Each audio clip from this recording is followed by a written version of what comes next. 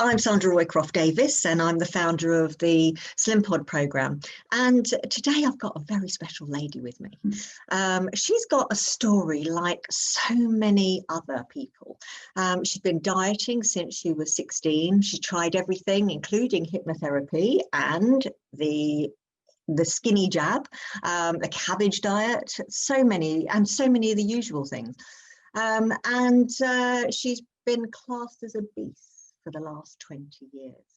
And the thing is, she's never got near her goal weight, not even for her wedding day. So things have changed now, though. And I'm going to pass you over to SallyAnnes because she's going to tell you all about how they've changed. Hiya, SallyAnnes, welcome. Hi, Sandra, thank you. Yeah, so as you said, I've been on a diet for as long as I can remember. I got married 28 years ago and I still didn't get to the size 12 that I really wanted to be by then. I wasn't far off, but just never seemed to be able to get goal weight. Would lose a stone on most of the diets that I've been on. So I would work hard, but for me, it was just always that elusive willpower. So after 5 or 6 weeks or a couple of months, it would just all start to cave in, and before I knew it, kind of that diet had failed. And when I joined Slimpod, I was as big as I'd ever been. So I was a large size 18, which would suggest I was knocking on the door of a size 20, but refusing to admit it. And as desperate, I think, as I'd ever been. I think in my mind, I'd started to think that this was just how I was going to be. But then from day one, I found a real difference. I was a secret podder at first, and even now, not everybody knows that Slimpod is kind of what's working for me. And I think I'd failed so many times before. I didn't want to start shouting about Slimpod until I'd got past the self-sabotage stage. So, but yeah, from day one, my urge to snack just kind of seemed to go. And I ate more slowly. So previously, I wasn't a big drinker, but I was a big eater. I was a greedy eater, and I was a fast eater. And yet with Slimpod things, I could just take a meal quite slowly. And I don't know if it was because I was listening or trying to feel out for the full message to see how that came. But and that did come. And whereas previously that would only come once I'd stuffed way more calories in than I needed and probably felt a little bit ill, this came as I would maybe only eaten half or 2/3 of what I had previously enjoyed. And so it felt kind of quite easy for me. And one of the first habits, though, that I did have to break was daily weighing. Yeah. So before I would get up in the morning, go to the toilet, step on the scales. And they'd held me hostage for years. And I suppose I couldn't move away wholly from that. So for the first month of Slimpod, I allowed myself to weigh weekly. And then after that, I kind of weighed myself fortnightly. And now I only allow myself to weigh once a month. And kind of when I do get the goal, it would be nice to think that I could just ditch that all together. But one of the things I did do was I took my measurements from day one, and I've never done that before, even though lots of programs tell you to do it. With this one, it's really important, and because that's the way that you measure success. But how the scales held me hostage before is when I did weigh myself, if I hadn't lost the weight that I felt I deserved to, then that would often take me off track. But then equally, and I knew I was doing it to myself, but just couldn't kind of find a way to stop, was if I had done well and had a good day or a good week and the pounds seemed to be coming off, I'd kind of almost emotionally after that, almost as reward and kind of almost undo the work that I learn. And I think that's what I've really loved about Slimpod. It's not about being on a diet. I don't need any willpower. You do need to commit. And as I say, I've absolutely listened to my Slimpod every single day since I joined, and I write my wins religiously. And I tend to do it the morning, kind of when I wake up. I listen to Trevor at night, and then I do my wins in the morning. And I've just really loved it. And what's happened is, because there's no diet to fall off, you lose the negative self-talk. Yeah. And I'd never realised how powerful that had been. I was conscious that when I was losing weight, I was happier in myself.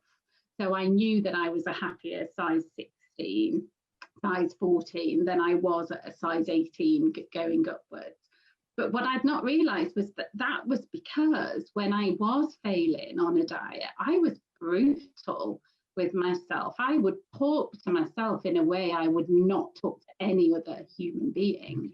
And I think when you are constantly criticising yourself and telling yourself that you're a failure, that has to have a long-term impact on your self-worth. And so, I am so delighted with the weight and the measurements that I've lost, but I know I'm so much kinder to myself now.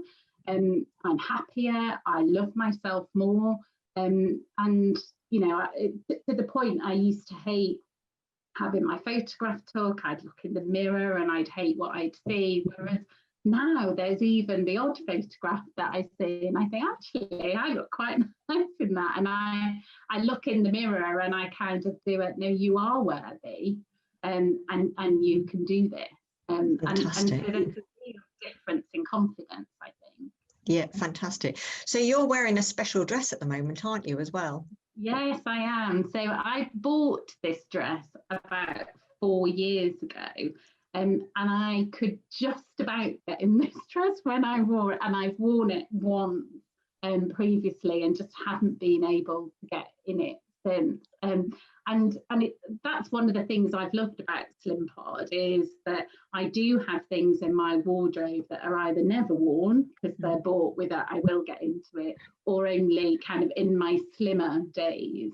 And going to the wardrobe and finding those things out of the cupboard. And in all honesty, when I put this dress on, I didn't expect it to fit. So the fact that it did, that's for me what I call the taste of skinny. I know, Sandra, you talk about being in the flow at times, and I think that's what I've been able to do in ditching the scales and just focusing on your measurements and how you fit in your clothes. Has meant that I've been able to stay motivated, I think, and keep that momentum going. Fantastic. So you've spent 20 years in the obese category. At least 20 years. At least 20 years. So and you also had a mental block, didn't you? You kind of got to a certain, you lost about a stone or 2 stone each time, and then stopped. Yes, yeah. So what's happened? What's happened now? Where are you now? So I've now lost 1.5 stone, but I've dropped 2 dress sizes. So I've got to the size 14 that when previously I'd lost 2 stone, I still wasn't. So again, that's the strange thing about weight, isn't it? In that I was probably about a stone lighter than I am now, but I couldn't get in this dress. So I'm a size 14, and for the first time I've achieved my first goal map, which was by the 1st of December to be in a size 14, and now I've set a new goal map for me to be in a size 12, which, as I say, I got married 28 years ago. I never got to be a size 12 then. I can't ever remember being a size 12, but I feel like I've got the motivation and the support with Slimpod in order to get there, which is just an amazing feeling. Fantastic. And you've probably got some belief as well, haven't you? Would you think that belief might have been the thing that was blocking you? Or yeah, well, I mean, lots of people just don't believe they can get there because it is a limiting belief that, you know, that they can only get to some certain point and then they don't go any further. But you are feeling, to me, that you feel fairly confident that you're going to get there. Yeah, definitely. And I think one of the things that was the limiting belief before was that lack of willpower. So for me, it was, I don't have the willpower to be slim. And as I've said, that's the magic for me of Slimpod, is you don't need willpower. Yes, you need commitment to listen to Trevor every night and to write your wins and to do your goal map and the ribbon challenge and all of those things. You need to commit to the programme, but it isn't hard. I found that I just fell naturally into intermittent fasting. Now, I was such a greedy eater before, there's no way that would happen to me. But so now I do a 16-8 probably on 5 to 7 days a week. Yeah. And yeah, it works. And so I think when you're not falling off the wagon on a daily basis, you're not having the negative self-talk, then yes, your self-belief is much stronger. Yeah, and intermittent fasting was one of the things that didn't work in the past. So this time, the difference is probably that it's just happening instinctively and there's no effort involved, isn't it? Absolutely. There's no deprive. It's not. Yeah. And I have read a little bit and I really liked that term. It's not about deny, it's about delay. Yes. Whereas, yes, when I did the 5-2, I got quite good initial results, but then kind of stalled and again fell off the wagon. And again, once you start to put on it's difficult, isn't it? Yeah. That spiral. Amazing. So you started the program at a size 18? 18 plus, pushing 20. I would say, yes, yeah.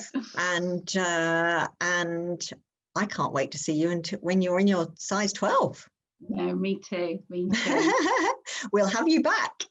Thank you. Thank you. So look, I mean, congratulations at that, you know, getting to, I think it's what you've done really is bash through the mental demons more than anything else, and that's probably what this program is, you know, 95% about, because for most people that is what holds them back.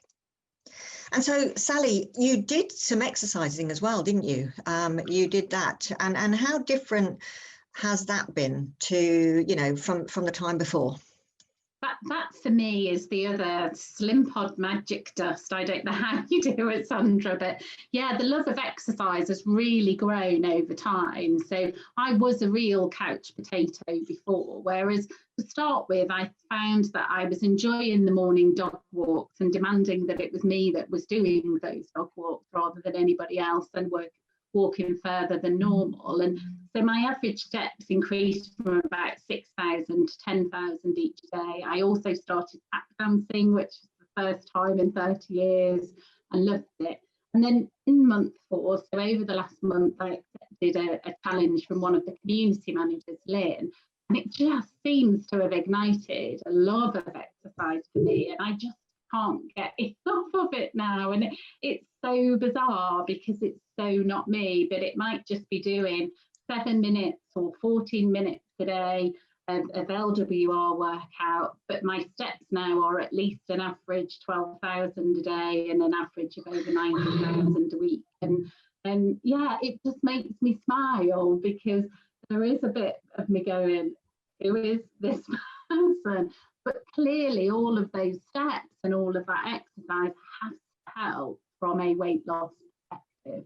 Oh, and without